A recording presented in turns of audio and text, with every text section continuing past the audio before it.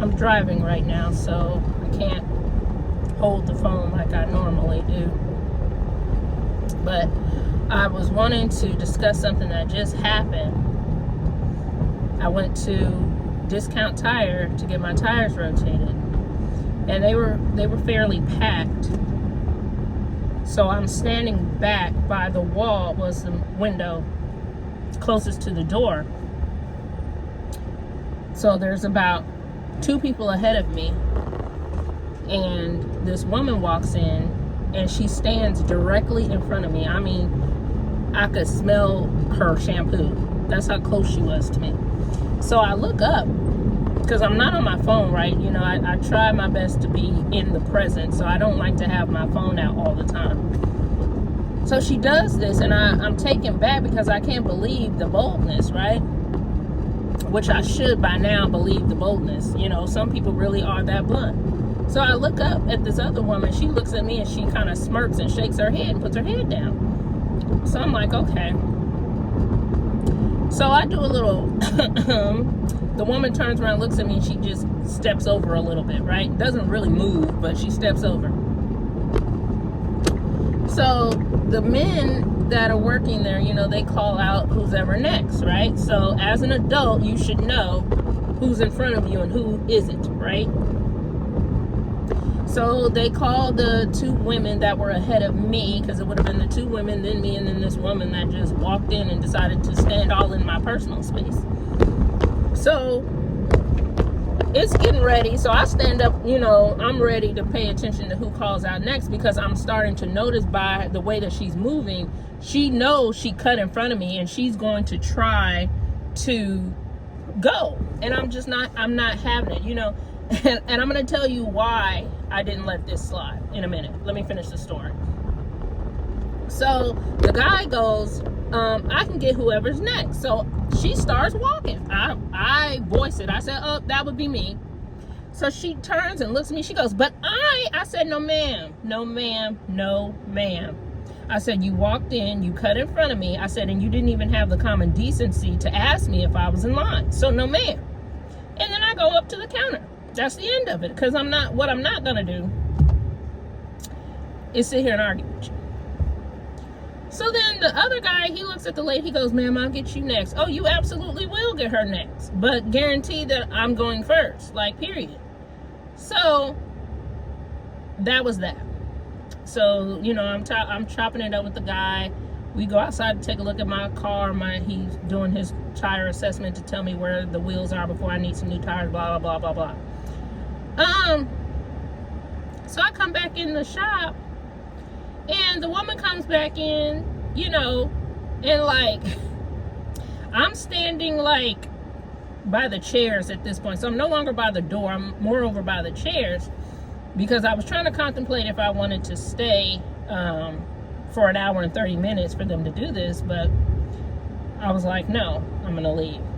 After I got off the phone with Des, I'm like, no, I'm going to leave. So she's standing there, and like, I don't know what she's saying to whoever she's standing next to, but I noticed that they both look at me.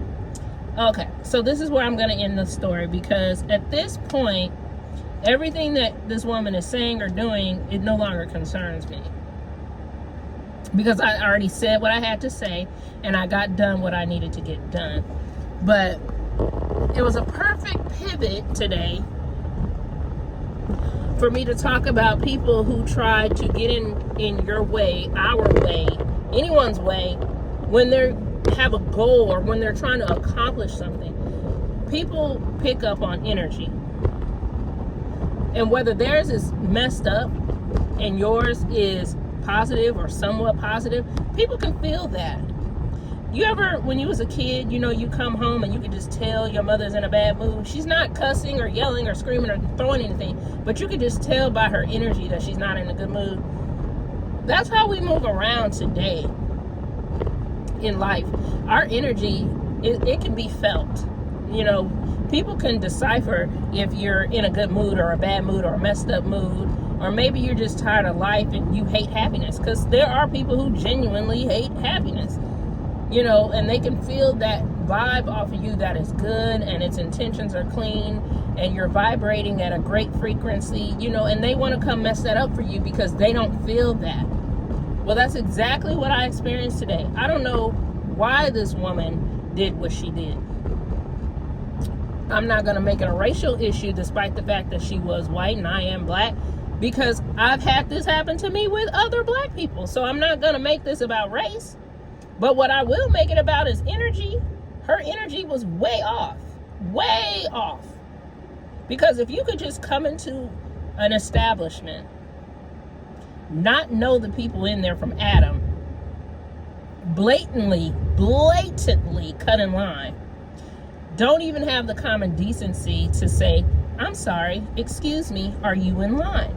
And determine where you fit in based off of what that person says. Something is wrong with you. But guess what? It was not my job to try to figure out what's wrong with this woman. It's not our job to figure out what the problem is with other people. Our only job is to stay away from them until they get it together. Stay clean away from these people. I don't care if it's a friend, a co-worker, a family member. Stay away from these people until they can get it together, because there is no reason.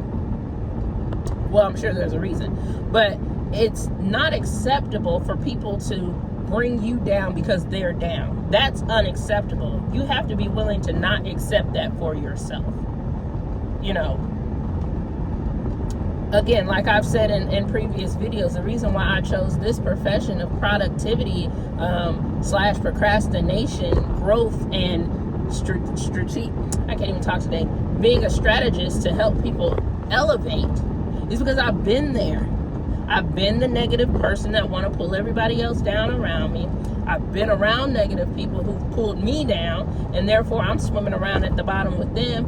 But then I've also been the person yearning to grow and learn and expand and change and evolve. I've been all of those people. So I know it's my passion. I know it's what I can do to help others reach their full potential. It's just innate for me. Nobody wants to swim in misery. And if you do want to swim in misery, all I can say is please seek some help. Because that's not normal to want to be negative. It's not normal to want to cause pain and destruction for other people. It's not normal to want to cause pain and destruction to yourself. Something is wrong. Something is off. And you need to figure out what that something is. But yeah, I just wanted to come on here real quick and share that story with y'all while it was fresh, because I was already in a good mood. I was listening to an interview that Tabitha Brown did with, oh man, I can't even think of that man's name. It's such a good interview.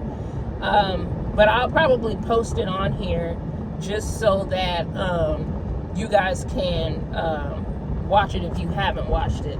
I'm going to list what it was on here. Oh, shit. All right, well, I'm going to holler at y'all. Peace.